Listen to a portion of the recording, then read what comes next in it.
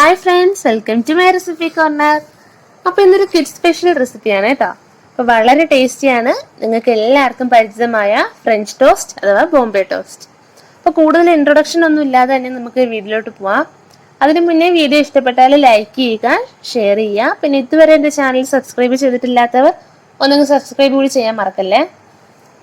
അപ്പോൾ ഫ്രഞ്ച് ടോസ്റ്റിന് വേണ്ടി ആദ്യം ഒരു ബൗളിലേക്ക് 2 മുട്ട പൊട്ടിച്ചൊഴിച്ചിട്ടുണ്ട്. ഇനി ഇതിലേക്ക് 2 ടേബിൾ സ്പൂൺ പഞ്ചസാര ചേർക്കാം, 1/2 ടീസ്പൂൺ വാനില എസൻസ്, 1 പിഞ്ച് ഉപ്പ്. ഇനി ഇത് നന്നായി ഒന്ന് മിക്സ് ചെയ്യാം.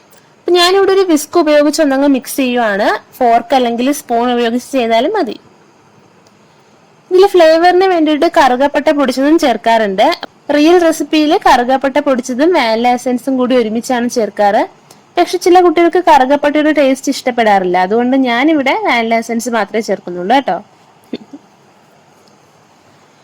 ഇനി ഇതിലേക്ക് 1/2 കപ്പ് പാല് ചേർക്കാം. ഇനി നന്നായി ഒന്ന് മിക്സ് ചെയ്യാം. അപ്പൊ പഞ്ചസാരയൊക്കെ നന്നായിട്ട് മിക്സ് ആയി വരണം.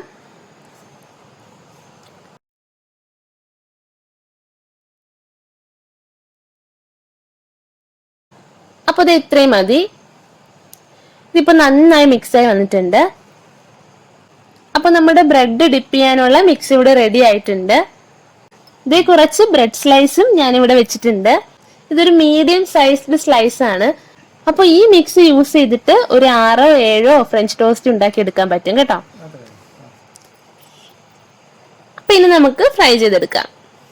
അപ്പൊ ഞാൻ ഇങ്ങനെ ഒരു പാൻ ചൂടാക്കാൻ വെച്ചിട്ടുണ്ട്.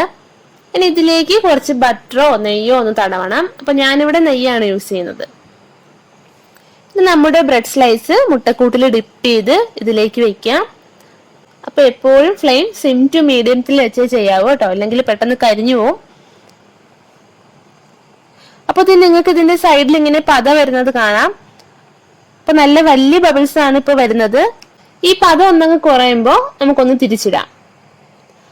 അപ്പൊ ഞാനിത് മറിച്ചിടുവാണ്, കണ്ടോ, ഈ സൈഡ് നന്നായി കുക്കായി വന്നിട്ടുണ്ട്. ഇനി ഈ സൈഡ് കൂടി ഇതുപോലെ ഒന്ന് കുക്ക് ചെയ്തെടുക്കാം. അപ്പൊ നമ്മുടെ ഫ്രഞ്ച് ടോസ്റ്റ് ഇവിടെ റെഡി ആയിട്ടുണ്ട്.